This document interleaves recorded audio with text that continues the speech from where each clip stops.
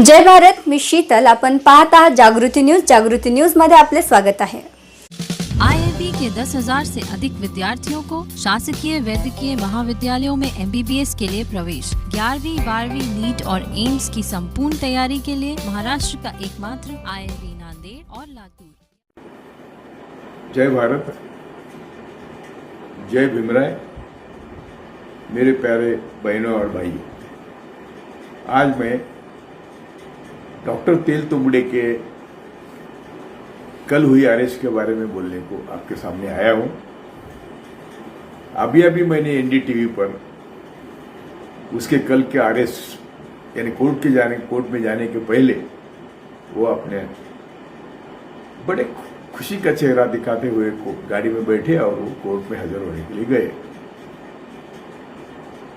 मैं दावे के साथ कहता हूं कि एल्गार परिषद का ऑर्गेनाइजर मैं था. जस्टिस PB सावंत के मार्गदर्शन के चलते हमने ये परिषद ली थी. परिषद का मकसद था कि जो भी देश में कम्युनल 2014 का भारत क्या है ये लोगों को समझाने के लिए, विशेषतः युवाओं को समझाने के लिए, विशेषतः अम्बेडकरवादी युवाओं को समझाने के लिए वो एल्गार परिषद का हमने आयोजन किया था. एल्गार परिषद में हमने आए हुए सभी युवाओं को शपथ दिलवाई थी कि हम आखिरी सांस तक कभी भी ये कम्युनल फोर्सेस को वोटिंग नहीं करेंगे. ये सभी जितने भी 11-12 लोग अरेस्ट हुए हैं, किसी भी कीमत पर, किसी भी ढंग से हम देखेंगे तो इनका एल्गार परिषद से बिल्कुल संबंध नहीं. सिर्फ ढवड़े छोड़ के, क्योंकि ढवड़े को पहले ही कोर्ट ने बरी कर दिया है और गवर्नमेंट को सुनाया भी कि आप युवाओं को अरेस्ट करके उनकी जिंदगी बर्बाद कर रहे हैं. तो वो ढवड़े छोड़ के बाकी सब लोग हमें मालूम तक नहीं, उनका हमसे कोई ताल्लुक नहीं था, ना उनको उनसे कुछ पैसे लेने का सवाल था. एल्गार परिषद को इन्होंने फाइनेंस किया, ये तो इतनी सरासर झूठ बात है कि उस परिषद को हमने कुछ खर्च नहीं किया है. उसके बारे में हमने कई बार मीडिया के सामने बोला है. तेल तुंबड़े अंबेडकर के पोती के हस्बैंड और बहुत विद्वान, कई किताबें लिखी है, दुनिया भर में लेक्चर्स देते हैं और विचारों से लेफ्टिस्ट है. इन्हें लेफ्टिस्ट होना ये गुनाह है, ये मोदी के राज में पहली बार हमें मालूम हो. और साईं बाबा जिसको दोनों पाए नहीं है वो जेल में सड़ रहा है. ऐसे कई लोग हैं केवल मोदी को वैचारिक विरोध करते हैं, संघ को वैचारिक विरोध करते हैं, इसलिए वो जेल में सड़ रहे हैं. तेल तुंबड़े का भी ऐसा ही है. तेल तुंबड़े न हमारे परिषद में आए थे, न हमारा उनके साथ कोई ताल्लुक था, न हम कभी मिले थे. एक आध दूसरे फंक्शन में कहीं मिले होंगे तो वो भी मुझे याद नहीं. तो उनका संबंध हमारे एल्गार परिषद से लगाकर इतने दिन वो कोर्ट की लड़ाई लड़ रहे हैं. मुझे एक पूर्ण एहसास हुआ है कि 2014 के बाद जो एक प्रिंसिपल था कि bail is a right and jail is an exception, जामीन हमारा हक है और जेल में जाना ये अपवाद है. लेकिन वो आज हो रहा है, आजकल हो रहा है. कई लोग जिन्होंने संघ से पंगा लिया वो सब जेल में है. लालू जेल में है, या 11-12 लोग जेल में है. ये अभी नवलखा बेचारा, हमने तो अभी तक उसका नाम भी नहीं सुना था, वो भी जेल में गया, अभी आज गया.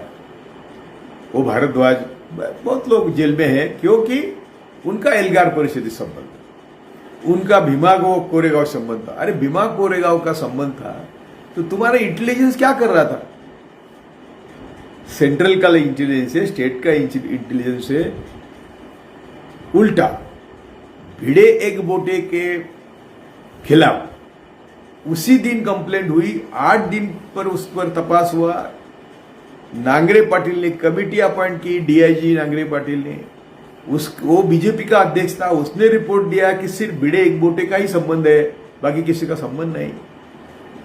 वो उस समय का झूठा बदमाश चीफ मिनिस्टर, खुद गुनहगार, उसने नकारा कि वो हमने कमेटी अपॉइंट नहीं की थी, लेकिन कमेटी का रिपोर्ट है हमारे पास।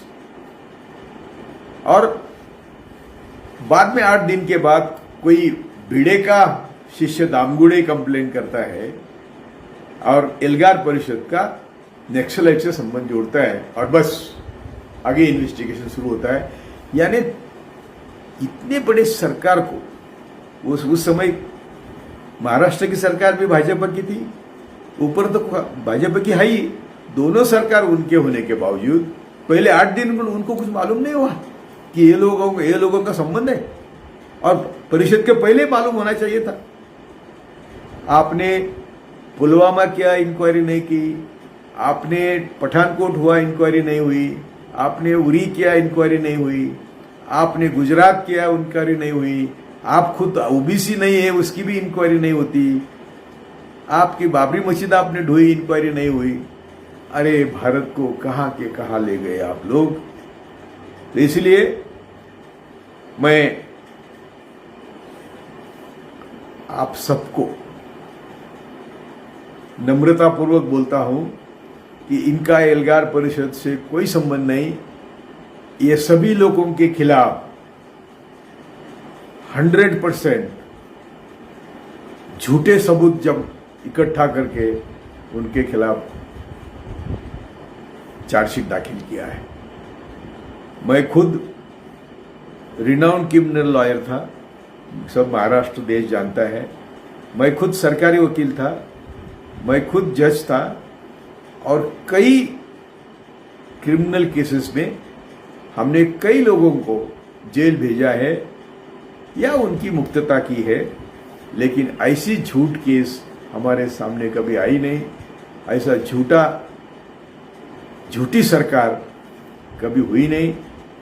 इसलिए हम सब, मैं बोलता हूं, सभी बहुजनों को बोलता हूं कि जो बाबा साहब अम्बेडकर के मन में भारत था, जो संविधान को अपेक्षित भारत है, वो अभी कभी होने वाला नहीं है। जब तक हम सब संविधान के दायरे में संगठित होकर अहिंसात्मक मार्ग से बाबा साहब ने दिए रास्ते पर नहीं चलते, संघर्ष नहीं करते, लाखों लोग रास्ते पर नहीं लाते, मोदी शाह जाना बिल्कुल अशक्य है। शायद 2024 में वो पाकिस्तान से लड़ाई छेड़ेंगे अभी, क्योंकि हम उनके सब हथकंडे अभी खत्म हो गए, छिड़ेंगे और 2024 का इलेक्शन भी नहीं होने देंगे। मैं आप सबको विनती करता हूं कि इस माध्यम से आपको गुस्सा आने दो, उठो, लड़ने की तैयारी करो। लड़ना यानी, ये हरामजादे कहते हैं कि हम लोगों को उकसाता है, मैं उकसाता नहीं। मैं संविधान के दायरे में अहिंसात्मक नीति से बाबा साहब ने, गांधी ने दिखाए मार्ग पर चलने की विनंती करता हूं। जय भारत। जागृती न्यूजला प्रथमच पाहत असाल तर जागृती न्यूजला शेअर्स, लाईक, सबस्क्राईब करा, जेणेकरून मीडियामध्ये काम करणाऱ्या लोकांना प्रोत्साहन मिळेल। आणि हो, नेहमी जागृत रहा।